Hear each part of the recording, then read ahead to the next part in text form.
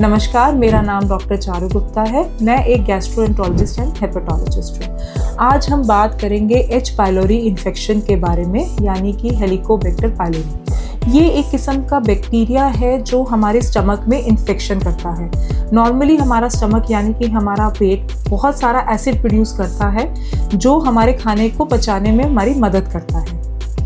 तो जो हमारे नॉर्मल जो रूटीन बैक्टीरियाज और वायरसेस होते हैं, ज़्यादातर बैक्टीरियाज और वायरसेस जो है वो हमारे पेट में इन्फेक्शन नहीं कर पाते हैं क्योंकि वो एसिड के संपर्क में आके डिस्ट्रॉय हो जाते हैं। लेकिन ये एक ऐसा बैक्टीरिया है जो अपने स्पेशल फीचर्स की वजह से हमारे स्टमक में सर्वाइव भी कर जाता है और वहाँ पर इन्फेक्शन करने के लिए भी सक्षम है।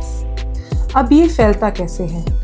पाया गया है कि जनरली ये दूषित पानी या खाने की वजह से ही फैलता है और इंडिया में ये बहुत कॉमन है। इसकी प्रेवलेंस यानी कि एट अ टाइम 50 to 80% लोगों के अंदर एच पाइलोरी की इन्फेक्शन होती है। अब एच पाइलोरी इन्फेक्शन क्या कर सकता है?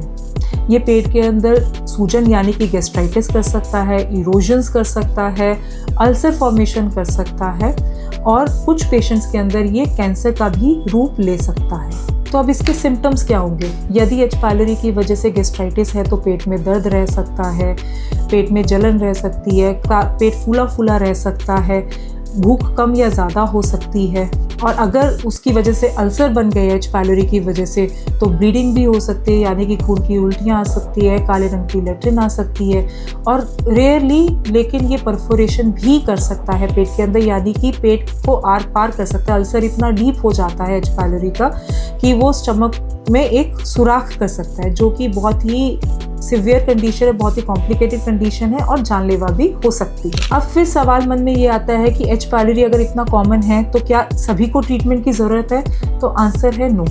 बहुत से लोगों में एसिम्प्टोमेटिक होता है, इसीलिए इसको ट्रीटमेंट करने की ज़रूरत नहीं होती। प्लस अगर हम इसका ट्रीटमेंट कर भी दें, क्योंकि इतना कॉमन है हमारे पॉपुलेशन के अंदर कि ट्रीटमेंट के बाद भी वापस एच पाइलोरी इन्फेक्शन होने का रिस्क रहता है, तो हम सभी में ट्रीटमेंट नहीं करते हैं। एच पाइलोरी का ट्रीटमेंट सिर्फ उन्हीं लोगों को ज़रूरत है जिनके अंदर एच पाइलोरी की वजह से सिम्टम्स बहुत ज़्यादा सिवियर हैं या कोई ना कोई कॉम्प्लिकेशन डेवलप हो गई है। अब हम एच पाइलोरी को डायग्नोस कैसे कर सकते हैं?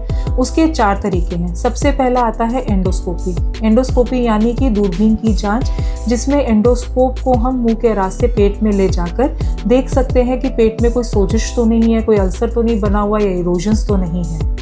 और वहाँ से हम बायोप्सी यानी टुकड़े की जांच ले सकते हैं। टुकड़े की जांच को, बायोप्सी को हम माइक्रोस्कोप के अंदर देखकर चेक कर सकते हैं कि एच पाइलोरी की वजह से सोजिश तो नहीं आई हुई है। कुछ केसेस में हमें बैक्टीरिया भी माइक्रोस्कोप के अंदर दिखाई दे जाता है और अगर हम चाहें तो उसका कल्चर का टेस्ट भी करा सकते हैं।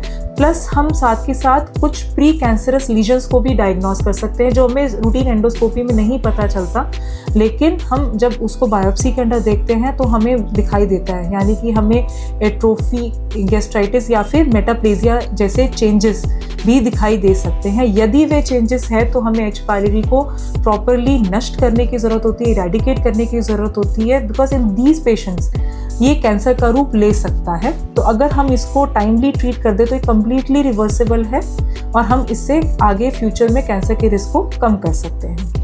फिर दूसरा तरीका होता है यूरिया ब्रेथ टेस्ट। जो एच पाइलोरी बैक्टीरिया होता है उसके अंदर यूरिया बनाने की क्षमता होती है, यूरियस एंजाइम होता है। तो हम एक पेशेंट को 4 घंटे की फास्टिंग के बाद बुलाते हैं और एक कैप्सूल देते हैं। कैप्सूल लेने के आधे घंटे बाद हम एक बलून के अंदर, एक बैग के अंदर फूंक मारने को कहते हैं, यानी कि हवा छोड़ने को कहते हैं। यदि उसके अंदर हमें यूरिया की मात्रा पाई जाती है तो इसका मतलब पेट के अंदर एच पाइलोरी इन्फेक्शन है। इसका फ़ायदा ये है कि एक नॉन इन्वेजिव टेस्ट है, लेकिन इसका नुकसान ये है कि हमें बायोप्सी के कंपैरिजन में एक तो कंफर्म नहीं हो पाता कि एच पाइलोरी इन्फेक्शन है या नहीं, और उसकी वजह से जो दूसरी कॉम्प्लिकेशंस हो रही हैं हम उसको नहीं पकड़ पाते।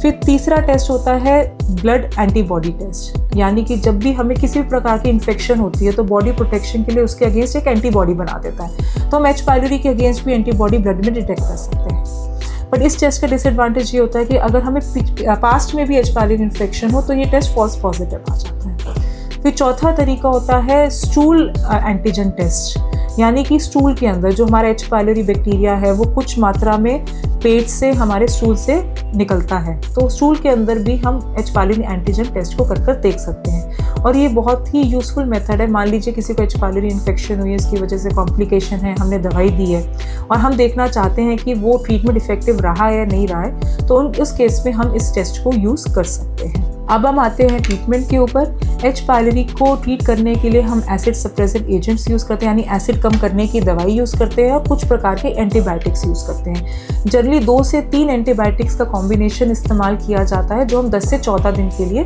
दे सकते हैं। यदि इस विषय में आपके कोई भी सवाल हो तो आप नीचे कमेंट में पूछ सकते हैं। धन्यवाद। Thank you.